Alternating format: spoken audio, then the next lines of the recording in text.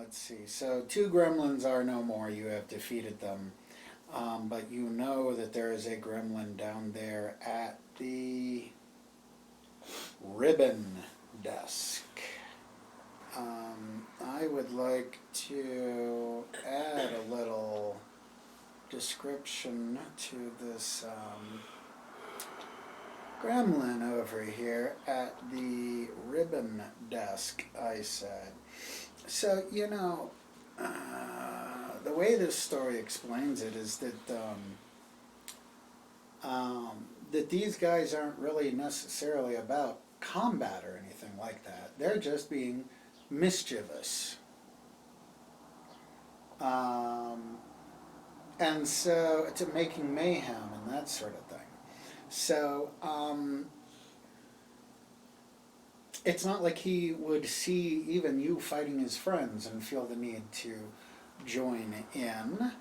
So let's see, here's a naughty elf next to the corner of the conveyor belt, and he's at the ribbon desk, and I see him like grabbing the, you remember Dr. Frankenfurter when he's making Rocky, and he's like going crazy, turning all the knobs and the stuff's pouring in. Maybe that's what he's doing with the spools of ribbon, is he's pulling them and making them fly through the air. And like a cat with the toilet paper, I assume, only not down, like up. So like when you guys look over there, there's just like this fountain of ribbons shooting out from this spot. Maybe you can't even, see the gremlin the whole time, because there's just like, he's moving at almost superhuman speed with all this ribbon flying everywhere. He's obviously enjoying himself. So, that's what I've got to say about that. What you gonna do? I could probably go up to him.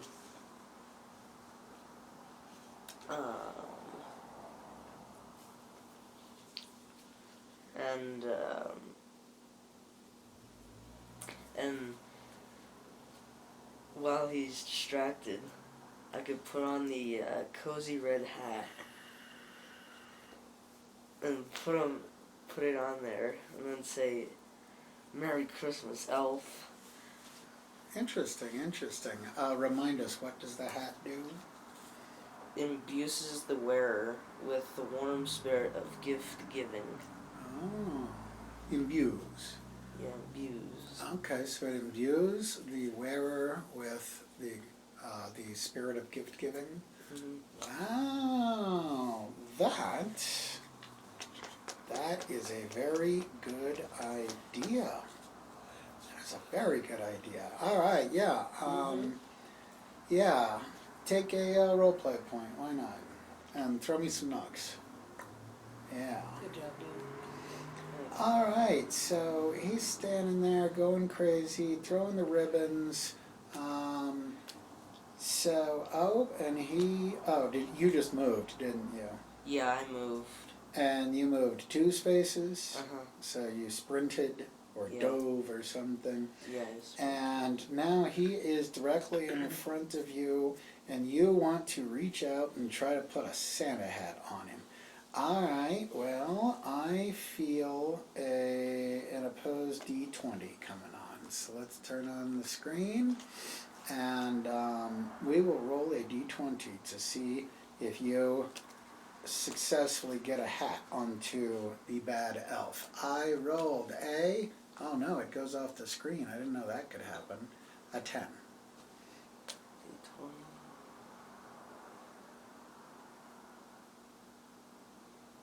17. Oh nice, my. dude. Well done, yeah. So you, let's see. He's throwing ribbons everywhere, and you come, maybe you do like a tuck dive roll thing and pop up and boom, put it right on top of his head. And he freezes and like starts turning his normal color again and starts smiling again, and he picks up a present that is on the floor and it is completely encased in ribbons wrapped all around it, okay? But he hands it to you and says, you know, Merry Christmas, and gives you this gift. So, let's see. Oh. Yeah, go grab the deck of Jolly Goods.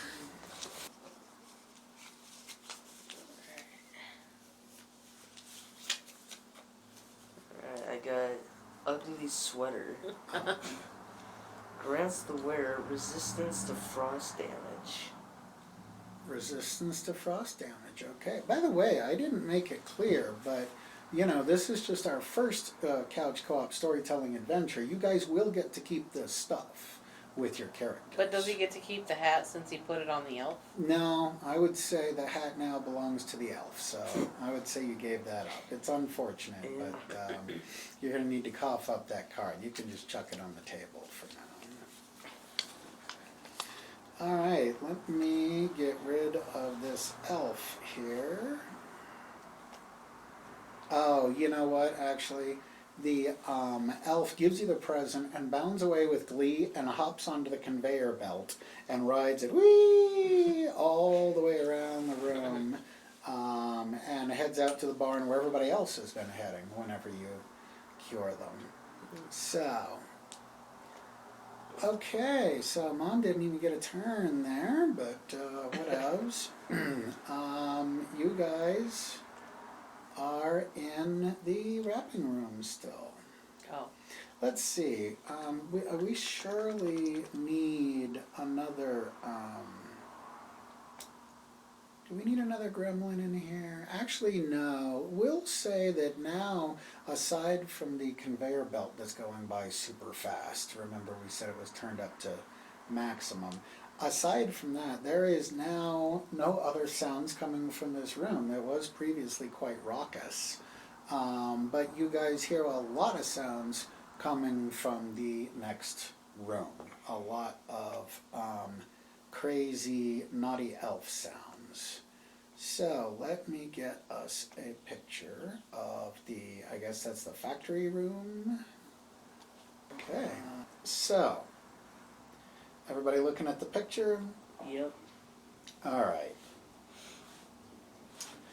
I'll do this one first. All the gifts that Santa delivers all around the multiverse are designed and made in this room.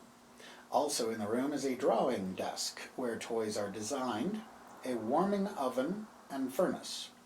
The Gremlins have taken control of the place and are creating an array of mad toys and sending them off to be wrapped. And the mad toys, if I give you one example, a doll that says obscene things when you pull the cord. So we're talking, you know, naughty elf toys, okay? All right, and then this other description. This room has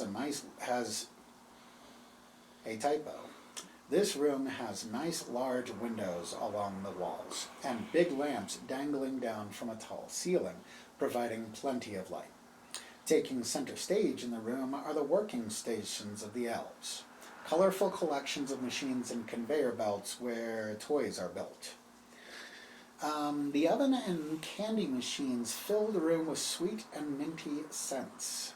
The machines are manned by grinning gremlins, using them to create mad, impractical, dangerous, and outright bad toys to feed into the wrapping room with.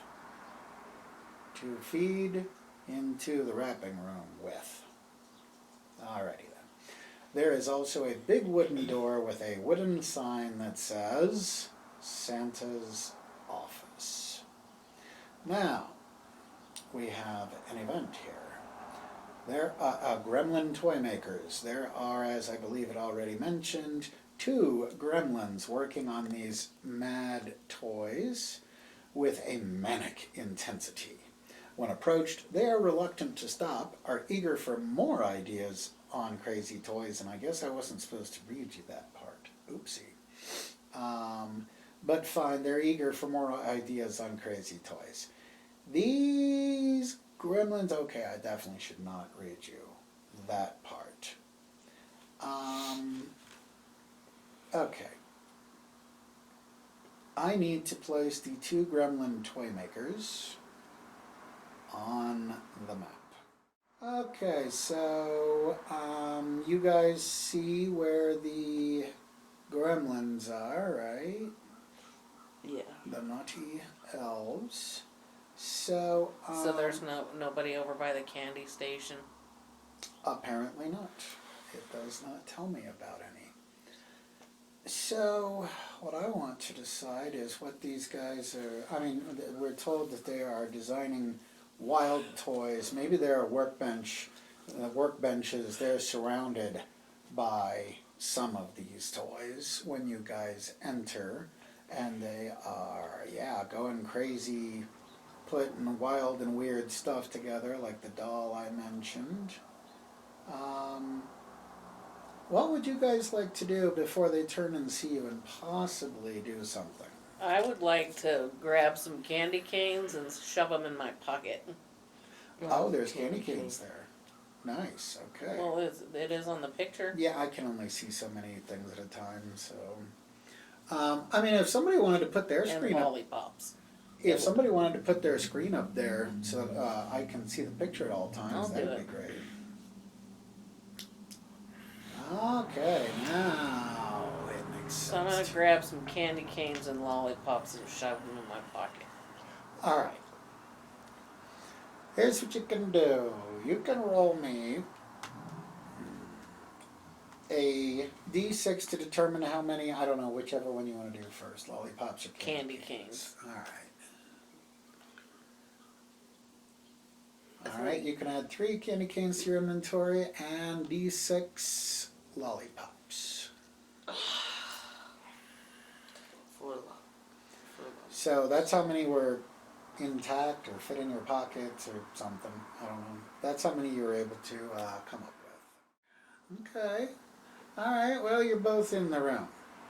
And when you enter the room, the naughty elves see you, and they don't seem to care that much, but they start throwing toys around on the floor and your direction. Yes, exactly.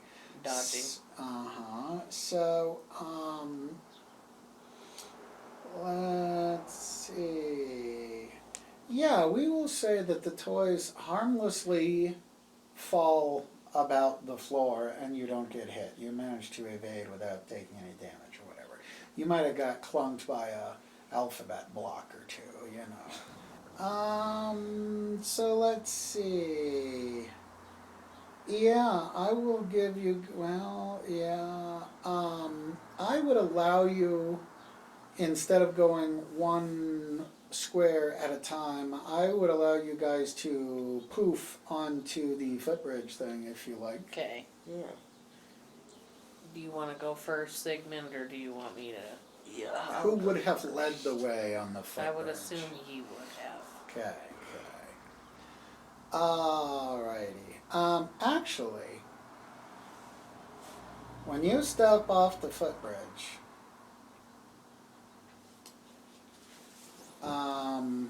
roll, go to the dice rolling app, please. Alright, here's my D20 to beat. 15. Can you beat that, boy? 9. Okay. When you step off the footbridge, you step on marbles. And your feet slip out from underneath you, dear. surely with a comical sound effect. The And Wilhelm scream. this actually says you fall prone and take 1 bludgeoning damage. Now, for damage, let's see, you'd gotten like a scratch on the cheek earlier or something like that. So you combine that with falling and getting the wind knocked out of you, I still don't think you've taken any substantial damage. However, you are prone. Prone means you are laying flat, and when it's your next turn, you must start by getting up, and that counts as your movement. Okay? So you better hope they don't charge you. Now, Babydoll, when you, when Merida sees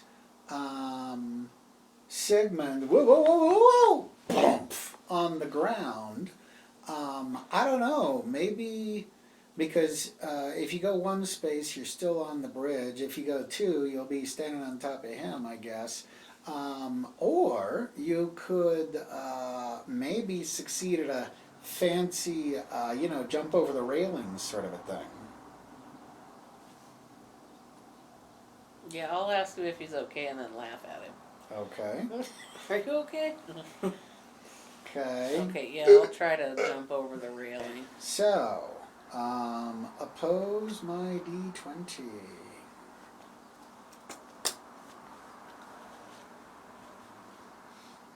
Oh, 6. Beat that.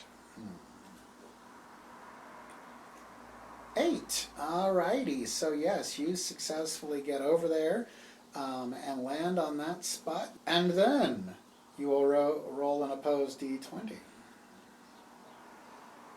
to see if anything happens when you land on the floor because you foolishly jumped over the rail. Can you beat a 19?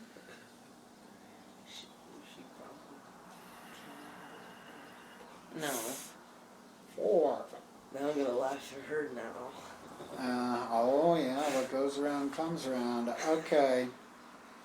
You step on a Lego and take 1d4 piercing damage to the bottom of your foot. Okay. So let's see, how should we handle that? How about, for your next couple of turns, it'll be hurting a bit, and we'll take it into consideration on any rolls you do, okay? I'm sure it won't last very long. And yes, I mentioned that they were throwing toys on the floor. They were laying traps, okay? So, yeah. One of the other traps could be attacked by the toy soldier that there is a card for. Yeah, we'll not do every battle in this game, So, all right. So Sigmund is laying prone. Merida, dove, Limping. dove over the rail and goes "Oh!" when she lands on some Legos. Alrighty. So let's see. Okay, you know what? Now that you guys have made it there, you laughed at each other. The naughty elves laughed at you. And then they go back to their working like they're trying to get done really, really fast before something. They just seem like they're really in a big hurry. Okay? So yes, they are still working on those. So, Sigmund, it's your turn again if you would like to pick your sad self up off the ground and probably rub in your sore spots. Oh! I'll change your name back to Sigmund. You are now on your feet again. But no, you cannot move. That counted as your move. What would you, is there anything you would like to do now? You got a ranged weapon or anything? No? Wish. Wait, actually, I think my axe can be thrown. Oh. Yeah. Oh. My light hammer can be thrown. Light hammer. Okay, well, do you want to throw a light hammer at this dude? Yeah. Okay. So, tell us about your light hammer. It's a D4, sure, and in your hand it's a D6. But as soon as it leaves your hand, it's going to morph back to a D4. So, as long as you keep that in mind, it won't be a D6. Alrighty, so your attack roll is going to be your base attack with your D4 for your hammer. And let's see, now keep in mind that I have given the Gremlins a quick character bonus. So he will be able to add a D4 to his defense roll. So I will do a D8 defense plus the D4 quick. Maximum possible 12. And I roll a 2 and a 2 for 4. That's not very good. So I think you might have a hit. And actually you were supposed to roll your attack first, but whatevs. Roll it.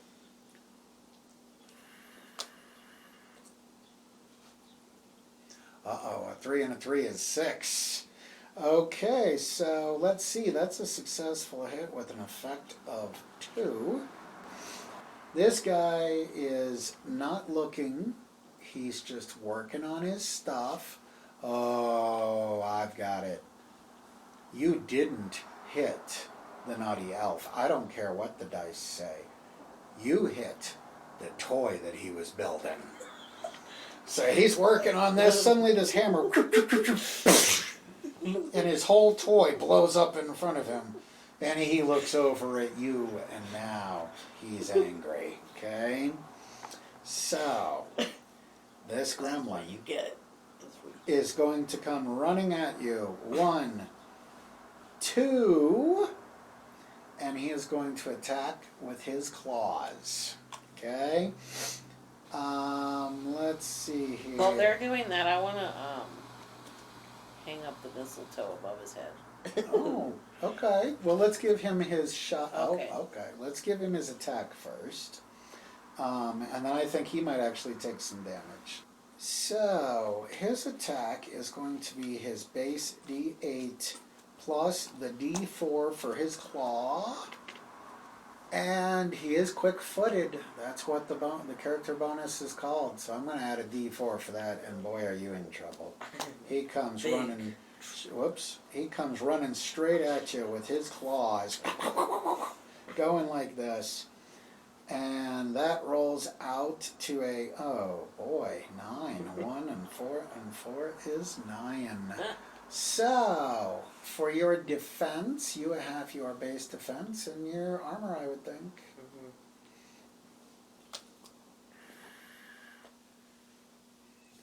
3. All right. So, yes, you are going to take some damage. What you need to do is we roll your stats against each other, right? So, what are your 2 base stats? D10, D8. All right, so roll a D8, and then roll a D10.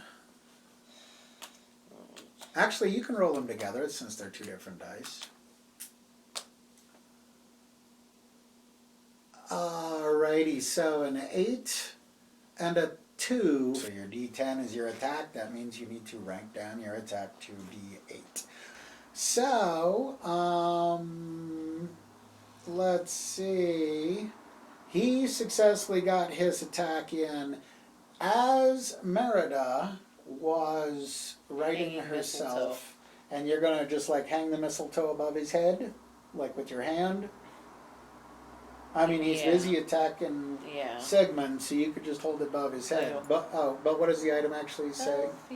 Every creature within 5 feet of the mistletoe becomes charmed by every other creature that is also within 5 feet. Oh my, okay.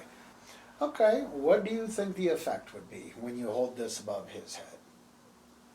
Because it is a little vague, it's not overly specific, so it sounds like you've got plenty of room to embellish.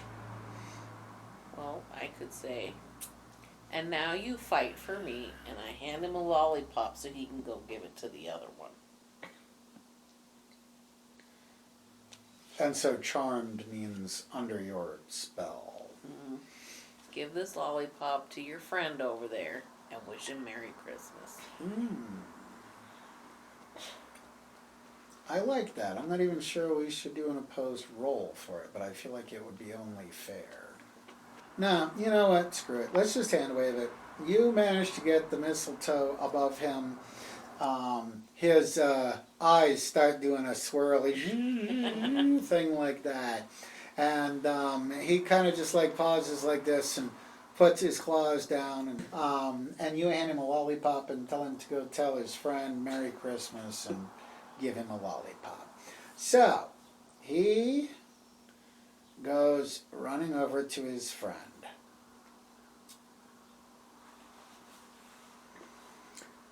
Who would be fit to oppose my role? Well, he is doing your bidding. So, okay, fine. This time you roll the d20 first. Okay. This is for the your charmed elf's success. A 9. Now, This is for, well, as usual, the possibility of something going wrong. 9, a tie. Interesting. Oh, well, I know exactly what to do. What if, I mean, it doesn't say how long the charm lasts, so the charm lasts 1 turn. So, this guy, this naughty elf who has been charmed runs up to the other one, gives him the lollipop with his swirly eyes, Merry Christmas, and hands him the lollipop. The other naughty elf, through a power that he can't even seem to control, he's looking at his hand like Dr. Strangelove as it reaches out and takes the lollipop and says, no, no, no, thank you! And all of a sudden he starts turning to a good elf again as soon as he said thank you. And the naughty, or the now good elf bounces over the desk, and goes running out the door, presumably back to the barn where you saw all the others running to, okay? But it was a tie. There is a problem. That now good elf ran away, but the naughty elf that you charmed becomes uncharmed.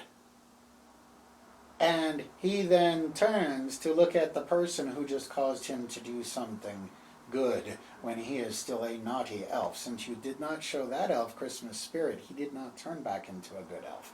All you did was charm him with the mistletoe. Okay? So now this naughty elf has turned and is looking at you, the one who just made him do something unnaughty.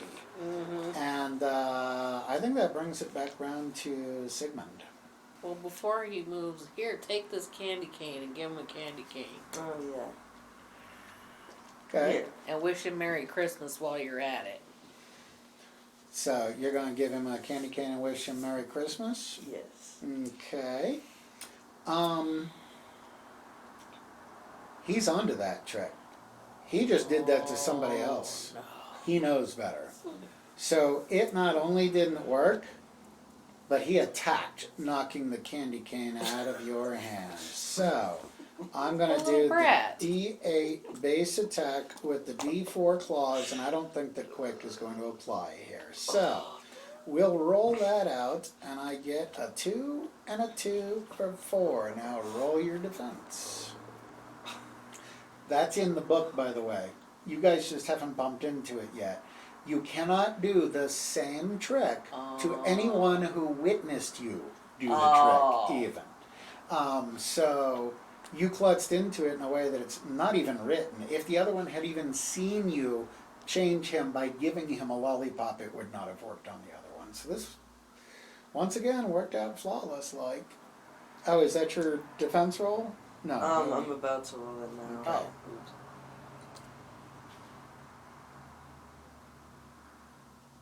8 and 3, that's what your screen says? Yes, that's what my screen says. 11, and I rolled a 4, so looks like you ain't going to take any damage. And with a difference of 7, this will be, I will give you, because it's a difference of 7, I will give you 2 turns. Actually, yeah, let's go ahead and bio-break it here. And we will finish up this battle on the other side. That'll give you some time to think about what you want to do with your 2 turns, okay?